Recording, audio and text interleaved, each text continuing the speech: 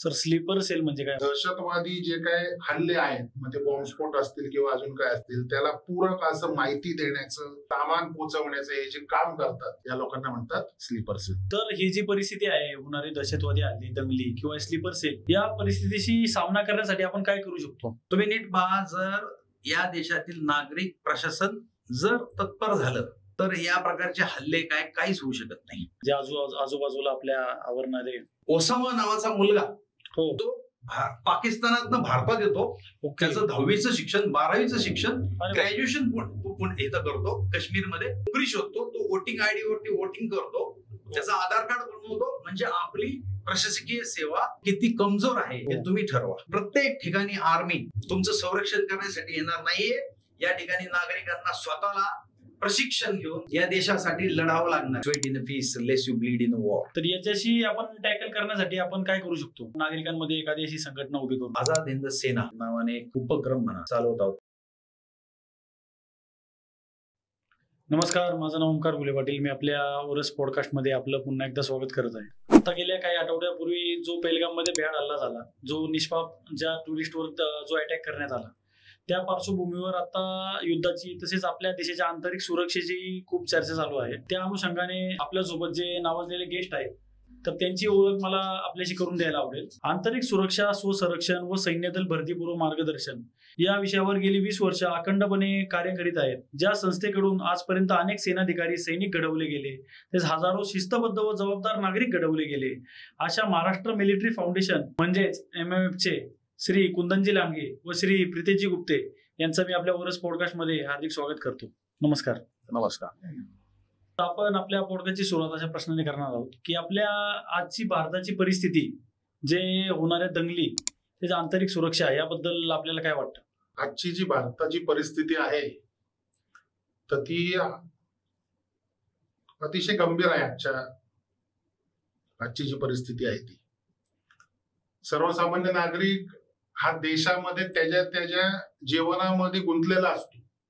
पण देश म्हणून आपण जर का बघितलं तर आपला देश हा आर्थिक महासत्तेच्या दिशेने चाललेला आहे. हो. आणि साहजिकच अगोदरच्या महासत्ता ज्या आहेत किंवा त्या महासत्तेच्या जवळपास जे आहेत, तर त्या लोकांना हे आवडणार नाही की आपल्यापेक्षा पुढे जर का भारत जात असेल तर. राईट. त्यामुळं जर का आंतरराष्ट्रीय राजकारणाच्या दृष्टीने बघितलं तर भारताचे पाय खेचणं, तोंडावरती गोड बोलणं आणि भारताचे पाय जे ते खेचणं हे आता चालू आहे. आणि हे सुद्धा नाकारता येत नाही की आत्ताचा पहलगामचा जो दहशतवादी जे प्रकरण आहे, हल्ला जो आहे, तर तो त्याचाच एक हे असावा परिपाक. कारण काय आहे, हल्ल्याला प्रत्युत्तर देताना आपल्याला हा विचार सुद्धा करायला हवा की आपल्याला कोणीतरी त्या युद्धभूमीमध्ये बोलवत तर नाहीये ना. राईट. आपल्याला त्याला पाहिजे असलेल्या ठिकाणी तर बोलवत नाहीये ना. हो. म्हणजे नो डाऊट की झालेला हल्ला जो आहे तो चुकीचा आहे. त्याला एकाला 10च्या पद्धतीने उत्तर द्यायला हवंय. हो. पण सुरक्षा तज्ञ आपले भारतातले आतापर्यंत झालेले जे सगळे आहेत, त्या सगळ्यांच्या मते भारत हा येणाऱ्या काळामध्ये 2.5 फ्रंट या परिस्थितीमध्ये जाणार आहे. वॉर जे होणार आहे ते 2.5 फ्रंटचे वॉर होणार आहे. 2.5 फ्रंट कसं आपण आपल्या दर्शकांना समजावून सांगाल का? हो हो. 2.5 फ्रंटचा अर्थ आहे की एकीकडे इस्लामिक दहशतवाद जो आता आपल्याकडे पाकिस्तान मधलं येत आहे, तर एकीकडे पाकिस्ताननी बांगलादेशची लढाई ही आपल्याशी होईल. ओके. एकीकडे चायनाची होईल. हो. आणि हा फ्रंट म्हणजे आपल्या देशामध्ये लपलेले देशाचे गद्दार बरेच जण आहेत. लाखो जण या देशामध्ये असे आहेत की जे पाकिस्तान दार्जिने आहेत. बांगलादेश मधले जे घुसखोर आहेत ते आलेले आहेत. हो. वेगवेगळे स्लीपर सेल्स आहेत आणि जे इथल्या नागरिकांना भडकवत आहेत. इथले आपले जे काही भारतीय मुसलमान आहेत, हो, तर त्या लोकांना भडकवत आहेत. जेव्हा बॉर्डरवरती युद्धाची परिस्थिती होईल त्यावेळेमध्ये सगळ्यात मोठा जो प्रश्न येणार आहे तो हा येणार आहे की देशामध्ये हे लपलेले दहशतवादी, लपलेले जे सपोर्टर्स आहेत हे देशामध्ये गृहयुद्धाची परिस्थिती आणतील. राईट. आणि ही हा फ्रंट असणार आहे. त्यामुळं भारत हा एक दृष्टीनं चाललेला आहे, अतिशय उत्तम पद्धतीने चालू आहे काम, पण 2.5 फ्रंटची वेळ आली तर ते भारताला अवघड होणार आहे. सर स्लीपर सेल म्हणजे काय आपण समजून सांगू शकता?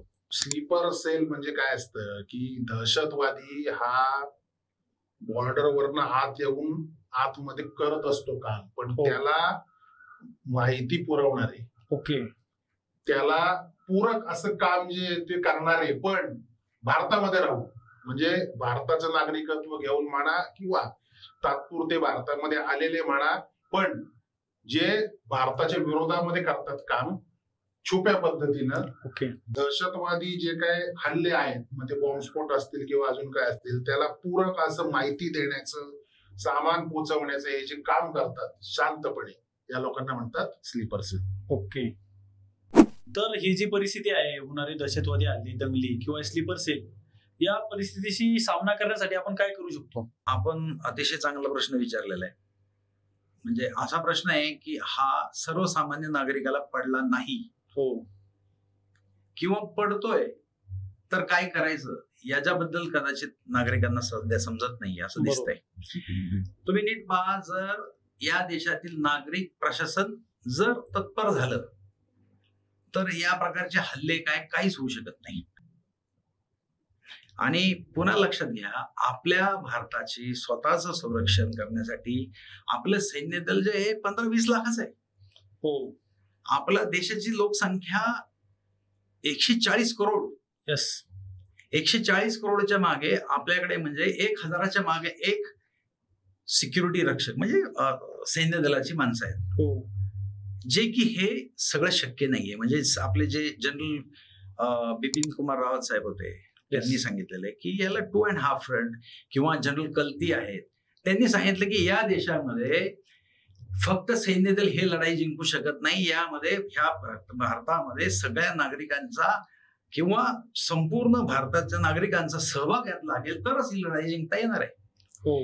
याच्यामध्ये आता सगळ्यात महत्वाचं आहे सगळ्या नागरिकांनी जागृत होणे. जर नागरिक जागरूक नाही तर काही ह्या देशाला वाचू शकत नसतं. राईट. नागरिक जागृत झाले, तुम्ही व्हेरिफिकेशन नीट करा, तुमची कामगारांची तपासणी करा, प्रशासकीय अधिकारी तिथं पोहोचू शकत नसतील तर प्रशासकीय अधिकाऱ्यांना सांगा, पोलिसांना तक्रारी करा. तुमच्या त्या खोट्या हालचाली जर चाललेल्या दिसत असतील देशाच्या विरुद्ध तर नागरिकांनी ते सांगणं गरजेचं आहे. राईट. म्हणजेच आता या देशाला जागृत नागरिकच काम करू शकतो, हे सत्य आहे. आणि याच्यापासून तुम्ही, आणि तुम्हाला सांगतो, आज आपल्या संविधानाने तुम्हाला तो अधिकार दिलेला आहे. मूलभूत अधिकार तुम्हाला जे आहेत ना, त्याबरोबर तुमचे मूलभूत कर्तव्य तुम्हाला माहिती असणे गरजेचं आहे. मूलभूत कर्तव्य भारताचे, आपल्या देशावरती कुठला हल्ला झाला तर त्यासाठी आपल्या प्राणाची किंवा आपली कर्तव्य करून त्यामध्ये पडून आपण देशाचं संरक्षण करणं हे आपलं मूलभूत कर्तव्य आहे. आणि त्याचबरोबर सामाजिक किंवा आपल्या सरकारी किंवा आपल्या ज्या देशाची जी सगळी प्रॉपर्टी आहे त्याचं रक्षण करणे हे आपल्या देशाच्या नागरिकांचं कर्तव्य आहे. म्हणजे अतिरेकी कारवाया असू द्या नाही तर लढाई असू द्या, या कुठल्याही प्रकाराला एकच उत्तर आहे,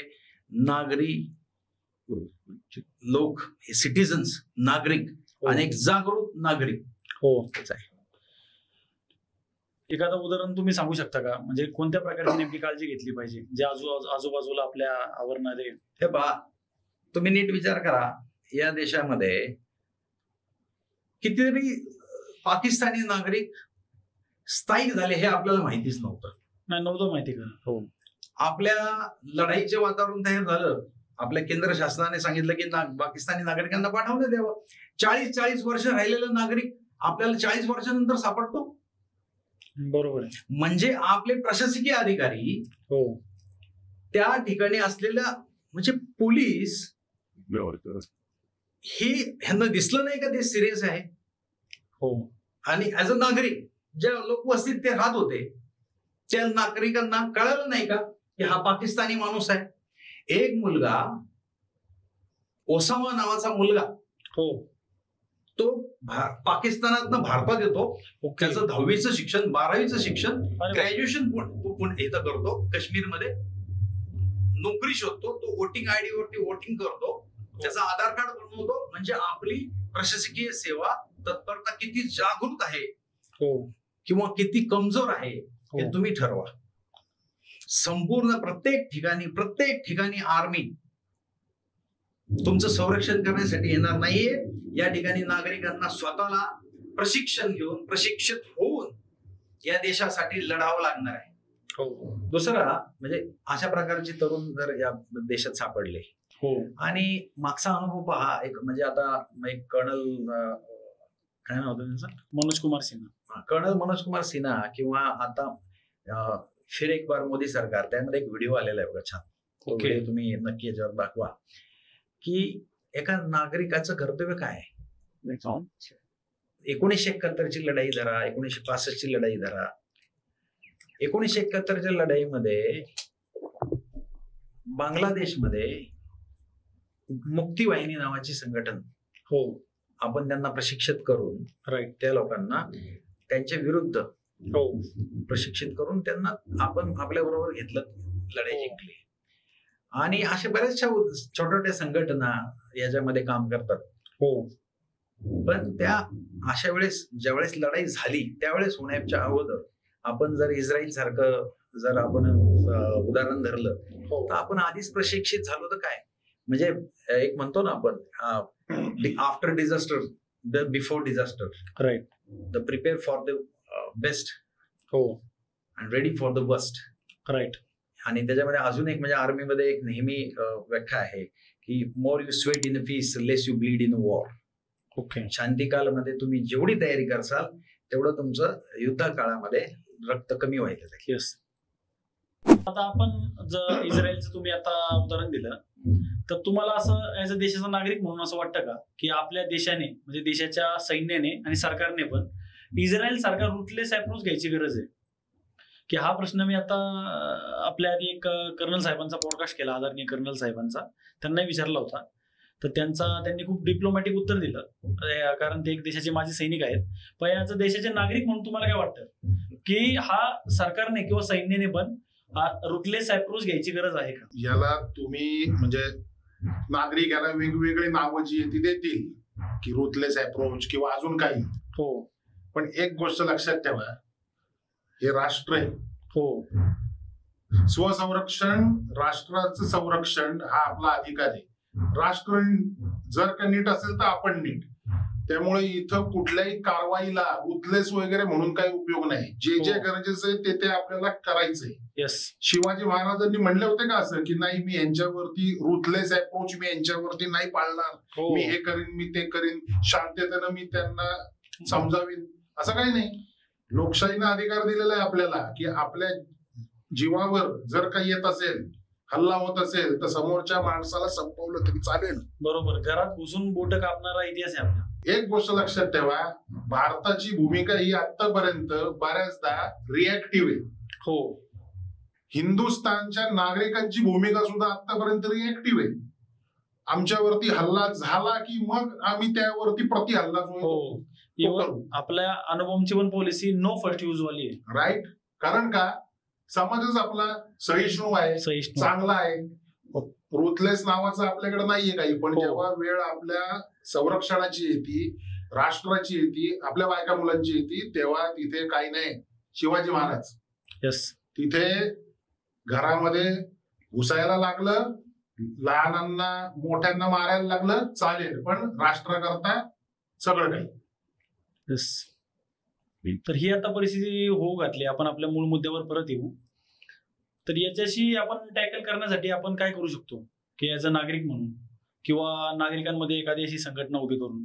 आम्ही आता आझाद हिंद सेना नावाने एक आंदोलन म्हणा किंवा उपक्रम म्हणा चालवणार आहोत. याच्यामध्ये आम्ही सगळ्या नागरिकांना प्रशिक्षण देणार आहोत. हो. की आपली स्वतःची सुरक्षा, आपल्या मालमत्तेची सुरक्षा, आपल्या राष्ट्रीय धरोहरची सुरक्षा हे करण्यासाठी आझाद हिंद सेना, आम्ही त्याचं नाव असं दिलेलं आहे त्यासाठीच दिलेलं आहे की सुभाषचंद्र बोस या स्वातंत्र्याच्या लढाईमध्ये आपल्या माननीय नेताजी सुभाषचंद्र बोसांचं खूप मोठं बलिदान आहे. आणि त्या नावामध्ये कुठल्याही प्रकारचा धर्म, जात, पंथ हे नसून राष्ट्रीय सुरक्षा या नावाखाली आहे. आणि त्यामुळे आणि हे जे पूर्ण भारतामध्ये हे व्हावं या उद्देशाने आम्ही त्यासाठी आमचा एक रोडमॅप तयार केलेला आहे.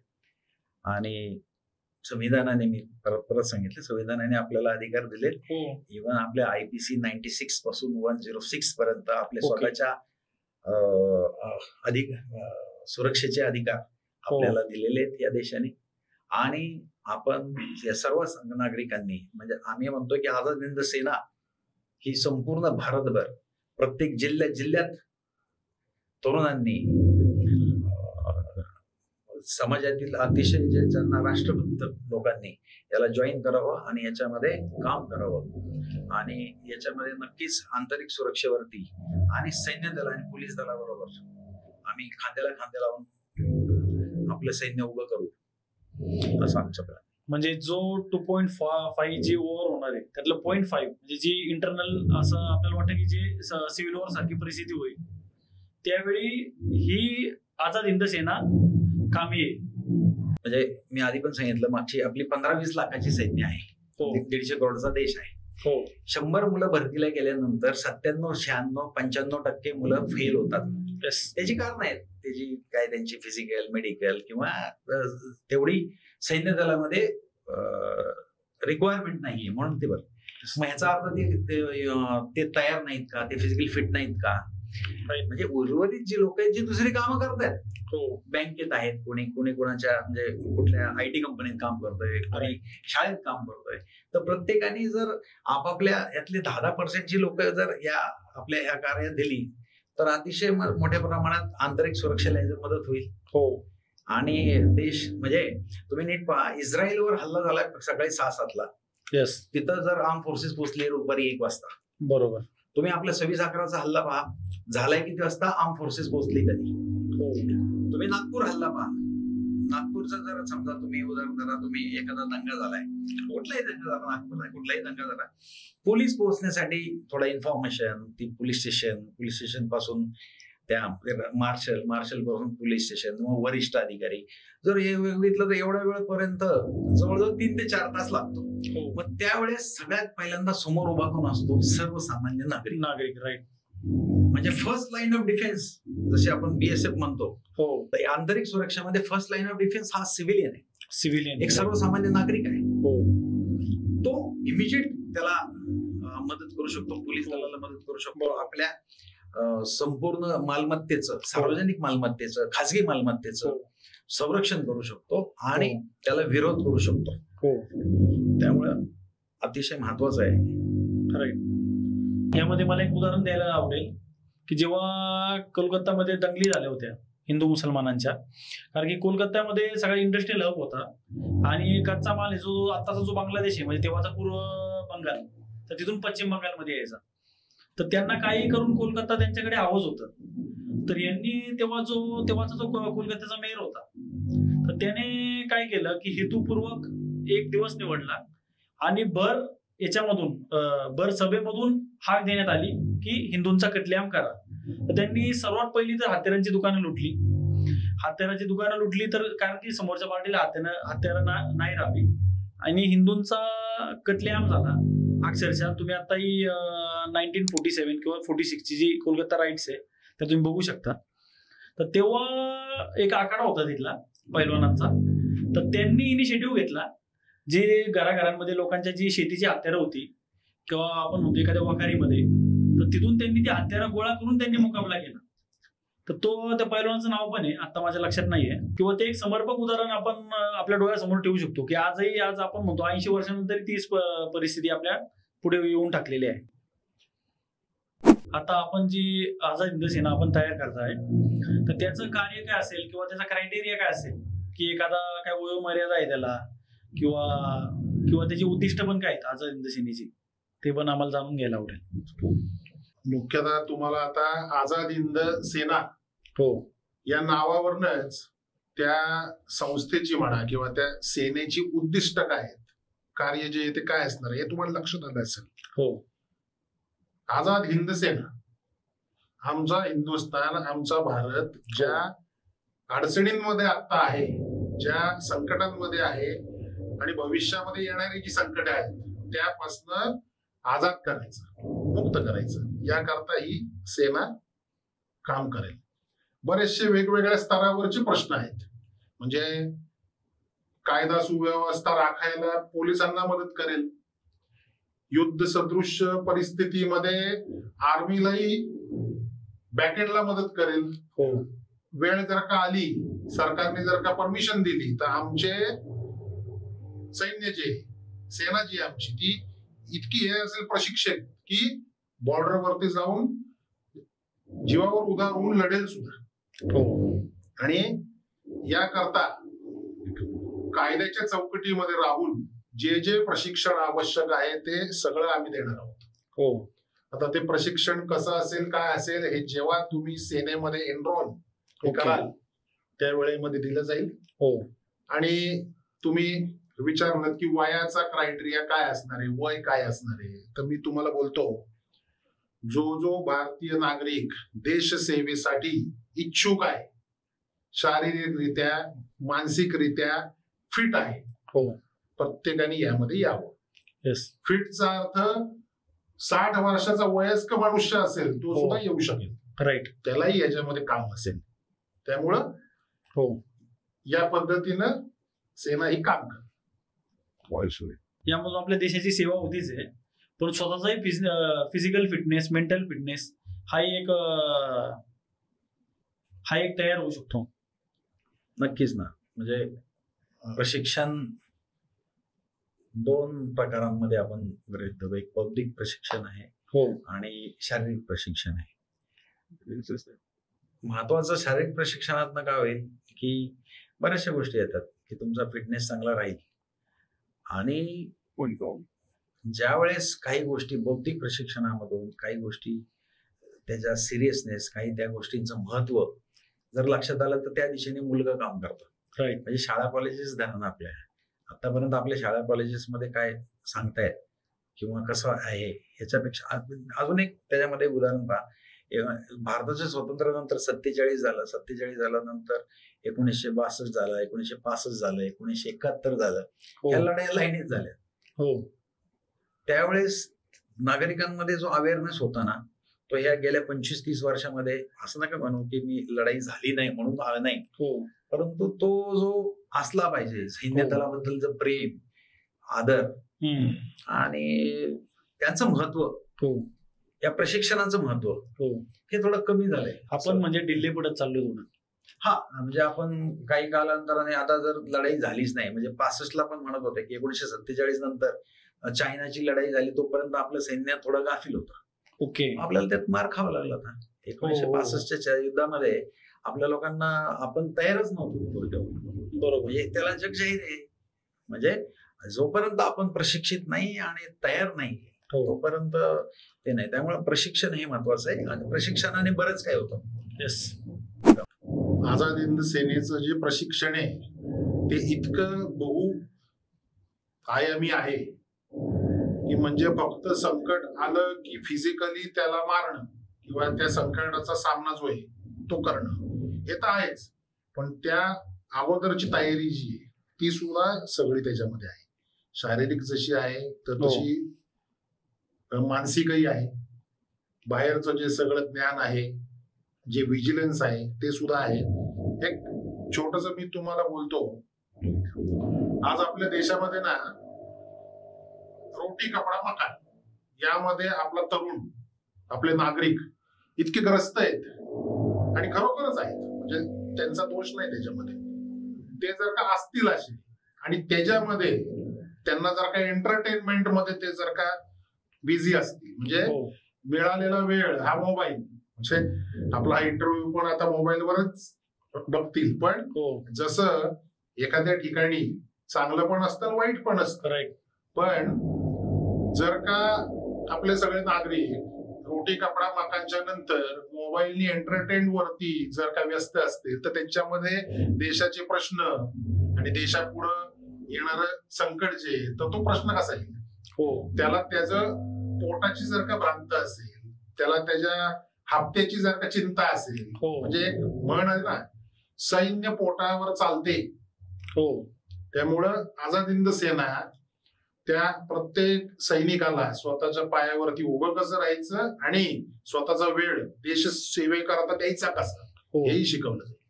राईट. तर ही जी आझाद हिंद सेना आहे ती RSS किंवा अशा संघटनांपेक्षा वेगळी कशी असेल? कारण की अशा संघटना ऑलरेडी आहेत बऱ्याचशा, प्रत्येक आपण म्हणतो धर्माच्या जातीच्या प्रत्येक याच्या संघटना आहेत. तर ही आझाद हिंद सेना ही ठराविक कोणत्या वर्गासाठी असणार आहे? ही जी संघटना आपली आहे हो म्हणजे त्या नावातच सर्व काही आहे, म्हणजे आझाद हिंद सेना. येस. त्यामध्ये ह्या कुठलाही भेदभाव नसणार आहे. या सगळ्यात राष्ट्रप्रेमी म्हणजे जे लोकांना देशाबद्दल तत्परता आहे, काम करायचं आहे, अशा लोकांसाठी ती संघटना आहे. हो. आणि कुठल्याही संघटनेशी आपण त्याचं म्हणजे तुल्यबळ किंवा त्याच्याबरोबर आपण तुलना योग्य नाही. कारण प्रत्येक संघटना आपापल्या उद्देशांना धरून काम करत असते. येस. आणि आमचा उद्देश आमच्या संघटनेचा म्हणजे आम्ही सांगितलेलं आहे की या देशाची आंतरिक सुरक्षा येणाऱ्या काळात करावीच लागणार आहे. हो अनेक यांनी पाहिलेले आणि पहा म्हणजे सामाजिक काम करणं योग्यच आहे.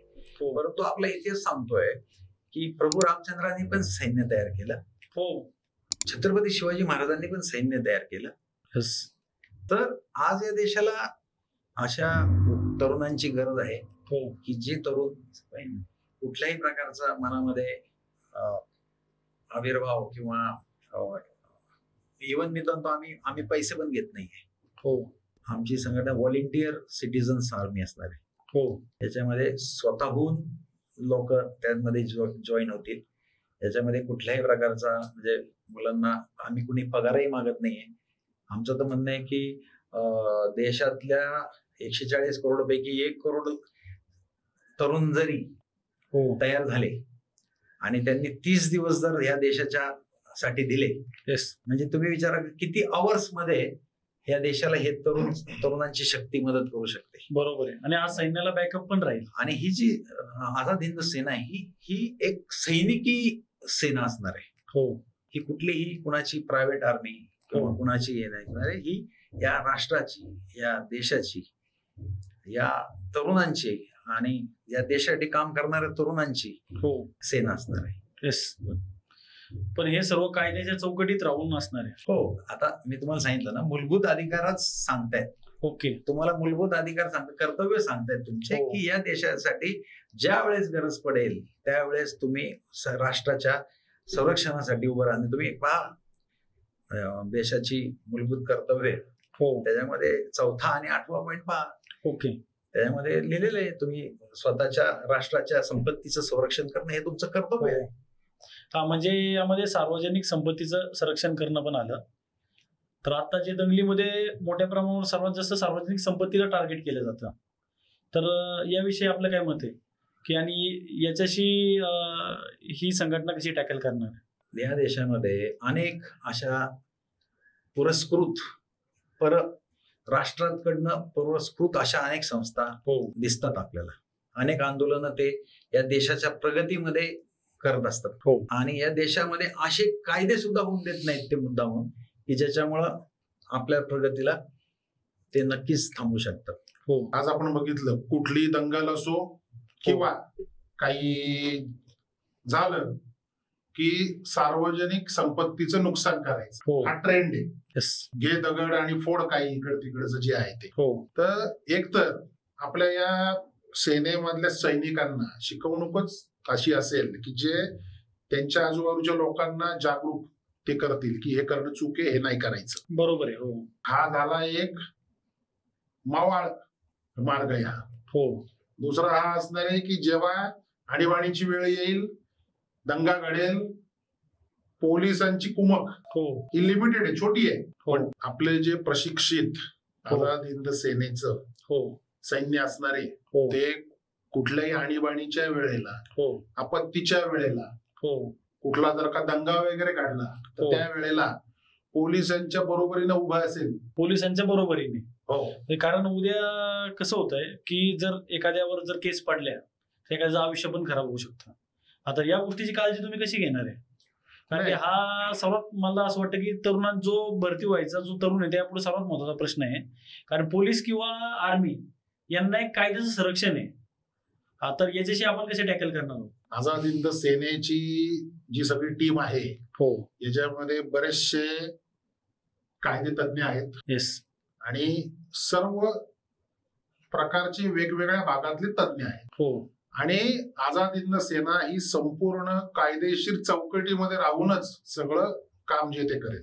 हो म्हणजे एखादा दंगा असेल, काही जर का असेल तर त्या भागातलं जे प्रशासन असेल त्या प्रशासनाच्या आदेशावरती त्या त्या लिमिट्स मध्ये राहूनच ते काम केलं जाईल. त्यामुळं असा कुठला प्रश्न जो आहे तो येणार नाही की आझाद हिंद सेनेच्या लोकांनी काही चूक केली तर त्यावरती केस वगैरे होईल.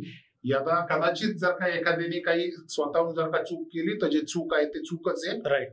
आम्ही त्याच्या पाठीशी उभे राहणार नाही. हो येणाऱ्या काळामध्ये किंवा काही वर्षांमध्ये अशी परिस्थिती येईल की इंडियामध्ये की 2.5चं वॉर की खरंच होईल एकदम फुल स्केल मध्ये? आपल्याला कधी वाटलं होतं का की 100 वर्षानंतर महामारी येते ती परत येईल? बरोबर. आपल्याला असं वाटलं होतं का की कोरोनामध्ये आपण 2 वर्ष घरात बसू? हो आपल्याला असं कधी वाटलं नव्हतं हिरोशिमा नागासाकीवरती अणु हल्ला होईल? हो आपल्याला असं वाटलं होतं का की जेव्हा अमर जवानाच्या मुंबई मधल्या स्मारकावरती भारतीय एखाद्या पर्टिक्युलर समाजाचा माणूस जाते त्याला लाथ मारेल? आपल्याला असं कधी वाटलं होतं का शिवाजी महाराजांच्या नंतर की समुद्रमार्गे कोणीतरी येईल? हो आपल्याला असं वाटलं होतं का की पार्लमेंटवर हल्ला होईल? नाही. आपल्याला असं कधीच वाटत नाही. किंवा तसं पेलगामचा अटॅक पण आपल्याला कोणाला हेही माहित नाही की तुमचा मृत्यू कधी होईल. नाही. हे तर प्रत्येकाला असं मृत्यू वाटतं असं आता माझा आहे. मृत्यू हो. काय लवकर येत नाही. हो पण त्यामुळे 2.5 किंवा देशाच्या प्रगतीमध्ये जे काही विचार मी मगाशी तेच सांगितलं तुम्हाला की prepare for the best, ready for the best. Yes. तुम्ही तयारी ही नक्की त्याची करा. हो 10,000 पाकिस्तानी आपल्याकडे येऊन राहत होते. हो. म्हणजे याच्यावर पेक्षा हास्यास्पद काय नाही. काहीच राहिलं नाही. पाकिस्तानी तर 10,000 आहेत, बांगलादेशी तर कोट्यवधी असतील. आणि आता काय होतं की अनेक जे एखाद्या समाजाचे बहुल एरिया आहेत तर तिथे दुसऱ्या समाजाचे नागरिक जास्त जात नाही. आणि त्याही समाजातल्या लोकांना कल्पना नसेल की आपल्या आजूबाजूला कोण आहेत. तर या बांगलादेशींपासून काय धोका होऊ शकतो आपल्याला? जर त्यांचं पाकिस्तानचं सैन्यबल किती आहे? 5-6 लाख. हो आपलं सैन्यबल किती? 15-20 लाख. हो आणि तुम्ही आत्ताच सांगितलं की 1 करोड बांगलादेशी आले. हो म्हणजे ते प्रशिक्षित नाहीत हो पण ते त्यांचे सैनिक नाहीत का? म्हणजे ते जर आपल्याकडे आले ट्रोजन हॉर्स म्हणून ऐकलं असेल तुम्ही. हो ट्रोजन हॉर्स. बरोबर. राईट. म्हणजे दुश्मनाच्या आतमध्ये जाऊन त्यांच्यामध्ये सैन्य पाठवणे हो. हे आपल्यावर झालंय असं वाटत नाही का आपल्याला? आता एक 1-2 दिवसापूर्वी एक स्टेटमेंट आलं होतं. त्यांचे एक रिटायर्ड जनरल आहेत. तर त्यांनी एक स्टेटमेंट असं केलं की जेव्हा इंडिया आणि पाकिस्तानचं युद्ध होईल तेव्हा बांगलादेश भारताच्या 7 सिस्टर जो भारताचा अविभाज्य अंग आहे ईशान्येकडील राज्य त्यावर आक्रमण करून ताब्यात घेईल. आजचे दिवस स्वप्नच आहे. तर त्यांना भारताचं पाकिस्तान काही चायना सोबत पण सोबत युद्ध असलं तरी आपण ढाक्याला 2 ते 3 दिवसापर्यंत पोहोचू शकतो. आपली सैन्याची कॅपेबिलिटी आहे. त्यांना कोणतं नॅशनल संरक्षण पण प्राप्त नाहीये. पण आता यावरून आपल्याला असं जाणवतं की त्यांच्या मनात किती द्वेष भरलाय भारतीयांविषयी. मी तर म्हणतोय पाकिस्तानपेक्षा बांगलादेशींच्या मनात फार भारतीयांविषयी द्वेष आहे.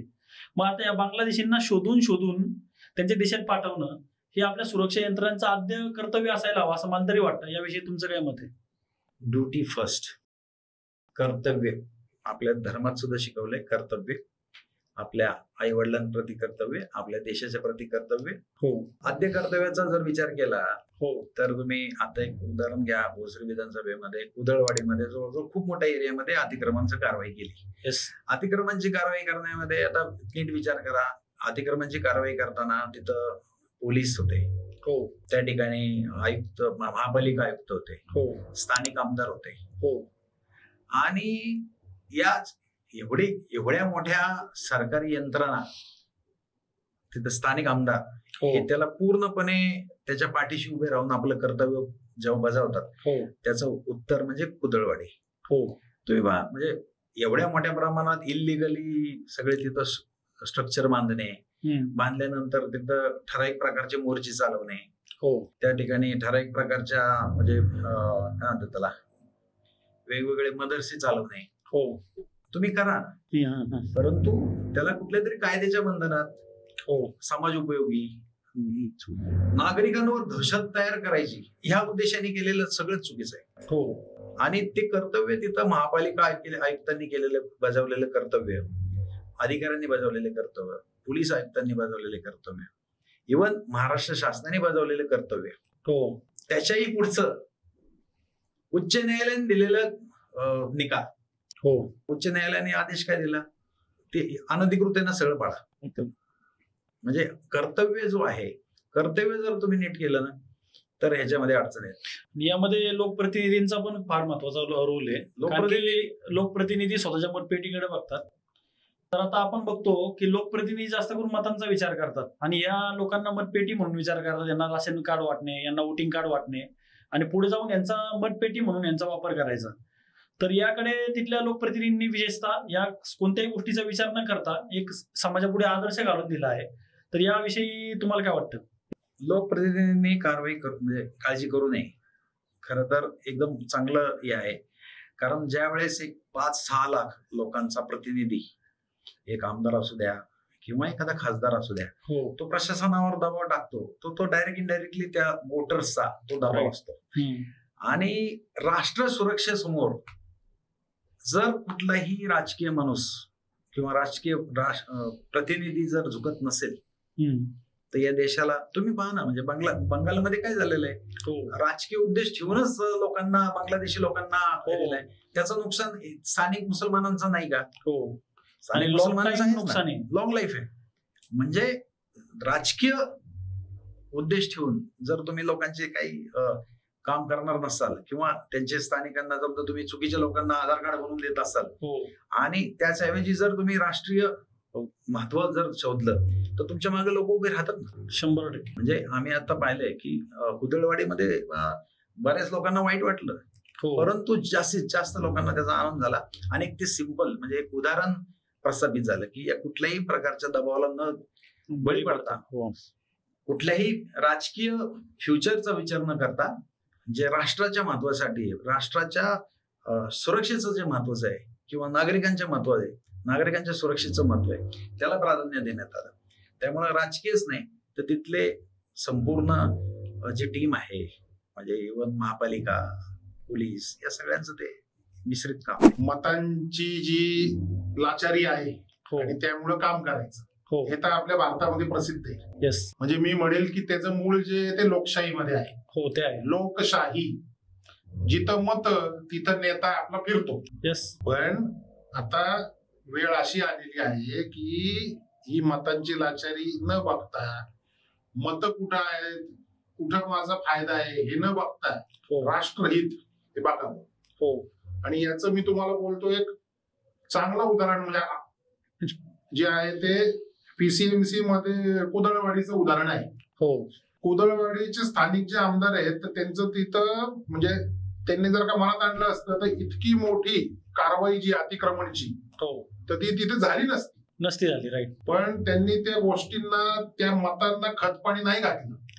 त्यांनी ती कारवाई जी आहे ती होऊ दिली. उलट ती कशी नीट होईल याकडे लक्ष दिलं. त्यामुळं माझं म्हणणं असं राहील की आपल्या सगळ्या राजकीय नेत्यांनी सुद्धा याकडे बघावं की बाबा माझं आत्ताचं 5 वर्षाचं कार्यकाळ, माझी मतं हे बघण्याच्या पेक्षा आपलं राष्ट्र हजारो वर्षांचं आहे ते कसं नीट राहील याकडे लक्ष द्या. एक प्रश्न असा आहे की जे Israel, north Korea, south Korea सारख्या कंट्रीज आहेत तर तिथे प्रत्येक नागरिकाला कमीत कमी 2 वर्ष सैन्यामध्ये सेवा देणं हे बंधनकारक आहे. तर हा रूल आपल्या देशामध्ये असायला हवा का? कंपल्सरी मिलिटरी ट्रेनिंग जसा इस्रायल जर तुम्ही विचार केला तर तो कमी संख्येचा कमी एरियाचा देश आहे. आपल्याकडे भारतभरामध्ये खूप मुलं भरतीला तयार असतात आणि कदाचित आपल्या एवढी मोठी सैन्य तयार करणे आपल्याला कदाचित ते आर्थिकदृष्ट्या किती पेलावेल ह्याची शंका आहे. आणि एवढा मोठा खर्च डिफेन्सवरती जर आपण पाहिला तर आपल्याला मॅन पॉवर बरोबर हत्यारं आली, त्याच्यावर टेक्नॉलॉजी आली, त्याचा खर्च असतो. त्यामुळे आझाद हिंद सेना ही अतिशय राईट योजना आपल्याला आहे की भारतातले नागरिक व्हॉलेंटियर आर्मी ज्यांनी स्वतःहून थोडासा देशासाठी थोडा वेळ दिला तर त्याला कंपल्सरी मिलिटरी ट्रेनिंगची गरज खरं तर केली पाहिजे. परंतु त्यामध्ये आर्थिक दृष्ट्या येतो ना, त्याला हे सोल्युशन आहे आझाद हिंद सेना. कारण आझाद हिंद सेनेचा कुठलाही प्रतिनिधी शासनाकडनं पैसे मागत नाहीये. आझाद हिंद सेनेचा सैनिक कुठलाही शासनाकडे आम्हाला पैसे द्या म्हणून म्हणत नाहीये. आम्ही तर म्हणतोय की आझाद हिंद सेनेचं प्रशिक्षित झालेलाच मुलांना सैन्य दलात घ्या. ते कंपल्सरी करा मुलांना, तरुणांना, नागरिकांना. तरच त्यांना सरकारी नोकऱ्या द्या, तरच त्यांना बँकेमध्ये घ्या, तरच त्यांना पोलीस दलामध्ये घ्या. असं आपण नक्की करू शकतो. त्यामुळे कंपल्सरी मिलिटरी ट्रेनिंग जे आहे ती संकल्पना आहे. त्यासाठी आपल्याकडे एनसीसी वगैरे पण आहे. परंतु आपली जर संख्याबळ पाहिलं तर 150 करोड पैकी 1 करोड जर बोललं तर आपण काही प्रमाणात आर्मी एक्सपोर्ट करू ना. राईट. काही देशांना जर त्यांच्या सुरक्षेसाठी जर आर्मी लागत असेल, आमच्या लोकांना रोजगार मिळावा तर जाऊ दे तिकडे संरक्षणासाठी. बरोबर. जसं रशिया युद्धात भाग नको घेऊ दे. जसं रशियामध्ये अनेक प्रायव्हेट आर्मीज आहेत, ते लढत असतात कॉन्ट्रॅक्ट मध्ये. त्याप्रमाणे आमची जर 2 करोडची आर्मी तयार झाली आणि त्यांना जर कुठल्या देशाला त्यांच्या संरक्षणासाठी जर ते शांती सेना नव्हती का, श्रीलंकेत शांती सेना पाठवली ती, तशी आपण सेना पाठवायला हरकत काय देशातर्फे. म्हणजे उलटा आपण सगळ्यात जास्त संख्या म्हणजे आपण जर पाहिलं तर सगळ्यात जास्त लोकसंख्या असलेला देश आपला. तर आपण त्याचा ऍसेट म्हणून तयार करू, या जगाला आर्मी पुरवू. राईट. त्याला प्रशिक्षित आर्मीवाले असतील, त्याच्यावर आझाद हिंद सेनेचे काही लोक असतील. असंही होऊ शकतं. तर ही आझाद हिंद सेनेची संकल्पना ही फक्त आणि फक्त राष्ट्रसेवेसाठी आहे. राष्ट्रसेवा, राष्ट्र सुरक्षा. राष्ट्रीय सुरक्षा तर सेवा तसं म्हटलं तर डॉक्टर पण करतात ना, इंजिनियर पण करतात. ते पण एक प्रकारची राष्ट्रसेवाची सेवाच आहे ती. कारण आता जे टॅक्स म्हणू नाही शकत की त्यांची सेवा नाही. आता जे आम्ही टॅक्स मध्ये किंवा आपण सगळे टॅक्स मध्ये जे कॉन्ट्रीब्युट करतोय ते पण एक प्रकारची राष्ट्रसेवाच आहे. फक्त राष्ट्र सुरक्षा. राष्ट्र सुरक्षेमध्ये बँकेंनी त्यांची 10% लोक ट्रेनिंगला पाठवावी, IT कंपन्यांनी त्यांचे 10% लोक प्रशिक्षणासाठी पाठवावी. त्यांनी तुमचं स्वतःचं संरक्षण, तुमच्या सोसायटीचं, तुमच्या घरच्यांचं, तुमच्या नागरिकांचं, तुमच्या काम करणाऱ्या ठिकाणाचं संरक्षण होईल ना. एखादी कंट्री जर स्टेबल नसली तर तिथे इन्व्हेस्टमेंट फार कमी प्रमाणात येतात. जर एखाद्या आणि जर हे जर कंपन्यांमधलीच कामगारांनी जर एखाद्या कंपनीचं संरक्षण केलं एखाद्या बिकट परिस्थितीमध्ये, तर हे फार निराळं उदाहरण जगासमोर जाईल. खूप मोठं. तुम्ही पहा ना, म्हणजे कुठल्याही आता जर मॉलमध्ये हल्ला झाला, मॉलमधले 10% लोक जर प्रशिक्षित असतील तर ते 10 ठीक आहे, काही लोकांचं प्राण, पण काही लोकांना वाचू शकतील ना ते. आणि यामध्ये मला एक जोडायचंय, सॉरी मी तुम्हाला कट करतोय. तर कोणताही आपण जर हल्ला बघितला किंवा विमान हायजॅक बघितलं तर 100 प्रवासी असताना 3 ते 4 हायजॅकर असतात. एखाद्या ठिकाणी तुम्ही बघा, जो CST वर अजमल कसाब यांनी जो हमला केला तर त्यामध्ये ते 2 जण फक्त बंदूकधारी होते आणि जवळपास 200 ते 300 लोक होते. फक्त योग्य परिस्थितीमध्ये किंवा अटॅक इन्स्टिंक्ट जो आपण म्हणतो तर तो अशा संघटनांमधून डेव्हलप होईल. नक्कीच. त्यामुळे काय आहे की सेम इमिजिएट तर तुम्ही पहा हिस्ट्रीमध्ये हे अतिरेकी जेव्हा हल्ले करतात ना, तेव्हा तुम्ही पहा की त्या दिवशी त्या कर्नल साहेबांचं पण सांगितलं बघा की ते हल्ला करतात आणि पळून जातात. तर त्याच्यामध्ये जर त्यांच्यावर प्रति हल्ला जर कमी वेळेत झाला तर ते त्यांना यशस्वी होऊ शकणार नाहीत ते. आता एक शेवटचा प्रश्न मला असा विचारायचा आहे की आता जो कर्नल साहेबांचा पॉडकास्ट घेतला तर ते असे म्हटले होते की एक सोसायटी सिक्युरिटी टीम प्रत्येक सोसायटीमध्ये असायला हवी.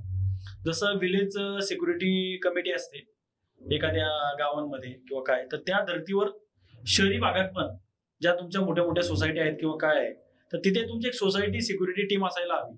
तर याबद्दल तुम्हाला काय वाटतं, या सोसायटी सिक्युरिटी टीम घडवण्यामध्ये तुमच्या आझाद हिंद संघटनेचं काय योगदान असणार आहे? तोच आपल्या संस्थेचा आत्मा आहे. ओके. आम्ही अनेक सरकारी किंवा उच्च पदस्थ लोकांना आम्ही याच्यावरती पत्र लिहिलेलं आहे. विलेज डिफेन्स गार्ड बॉर्डर एरियामध्ये चालवलं जातं. हो.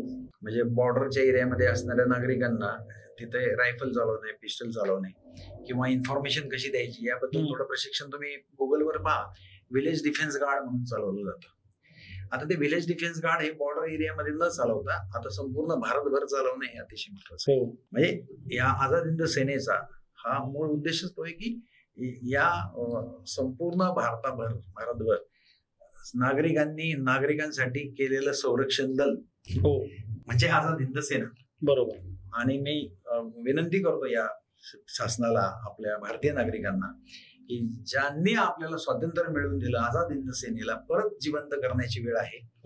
आणि ती पुन्हा उभी राहावी आणि या राष्ट्राच्या प्रगतीसाठी, राष्ट्राच्या एकात्मतेसाठी ही उभी राहावी आणि या देशाकडे कुणाची वाईट नजर करण्याची हिंमत होऊ नये म्हणून आझाद हिंद सेना, नेताजी सुभाषचंद्र बोसांनी दिलेली जी संकल्पना आहे, तुम मुझे खून दो मैं तुम्हें आजादी दूंगा. तर ह्या आझादीला आता आपल्याला त्यांनी तर दिलेली आहे, पण त्या आझादीला अतिशय खंबीर आणि असं मोठी राष्ट्र तयार करणं गरजेचं आहे. त्यामुळे सगळ्या नागरिकांनी याला साथ द्यावी. ओके सर, दोघांचेही हार्दिक आभार. जी आपल्या समाजासाठी मोलाची गरज आहे की राष्ट्र सुरक्षा, तर याबद्दल आपल्याला सर्वांना मार्गदर्शन केल्याबद्दल आपणा दोघांचेही हार्दिक आभार. धन्यवाद.